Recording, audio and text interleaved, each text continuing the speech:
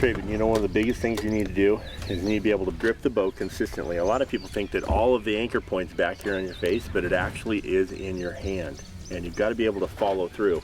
The goal when you shoot a bow and arrow is to be able to lock your joints together, use no muscle. When you use muscle, you're not as steady. When you go ahead and shoot it, you want the bow just to be able to shoot the shot. The bow will shoot a shot perfectly every single time, over and over and over again, and consistently. It's our imbalances and our influx that we put into the bow that make it not hit the spot. So the point is that we need our hand to be in the right way. So I want you to grab your hand just like this. So the very first thing I want you to do is look at this lifeline in your hand. See this little line right here? Mm-hmm. And then right through the center is big bone. Now this is super meaty, and the riser is going to want to kick in and out of there. And on this side, it'll flux. But in the center here, we're putting bone against bone. So what I want you to do is not fist it, but I want this line, the riser line, to go right through the middle of your palm on that other side of that meaty part of your hand. And then when you wrap your fingers around, they'll be at a 45-degree angle, just like that. Now I'm going to go ahead and grab the riser, and I'm going to put the riser in your hand. Ready? So now, when you grab it, you're going to go ahead and put it in that lifeline, and then you're going to wrap your fingers around the riser. Wrap that thumb, and then your fingers be a little bit lower. Yep, just like that. There's a bunch of differences from gripping it tight to going at an angle. Yeah, you can really feel the difference. And this is the only way you're going to build consistency, because this truly is an anchor point. Mm-hmm. Because before, I think you were just fisting the bow, right? Yeah, or kind of, yeah.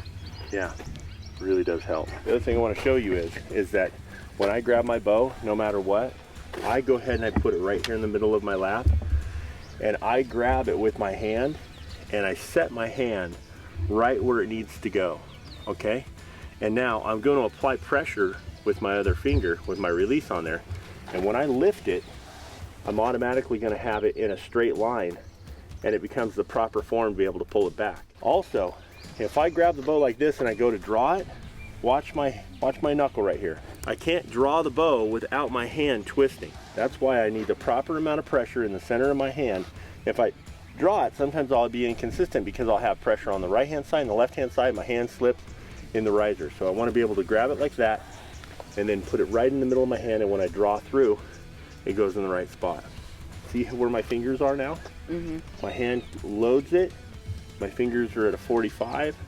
I've got good control so I can bubble level, but there's the proper grip.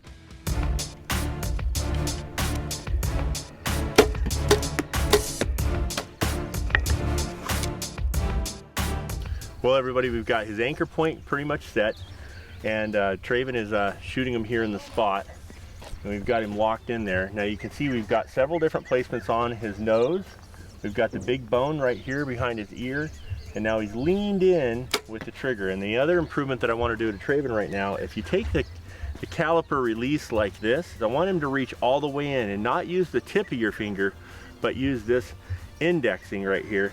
And when you grab the trigger, you're going to grab it super, super hard, and what I call preloading the trigger. It's like we're trying to increase the lock time, the time between when my brain goes, oh, it's in the spot, and the time that I'm actually pulling through. So what I want you to do is I want you to reach all the way in, Traven, all the way in, so that you get a big finger full. And then I want you to apply pressure.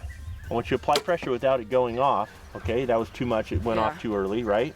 But I want you to apply just the right amount. And what you'll do is you'll learn how much pressure you can put on the release without it going off. Now, the timing between when we see the X and when it goes off is shortened, and you'll be even more accurate.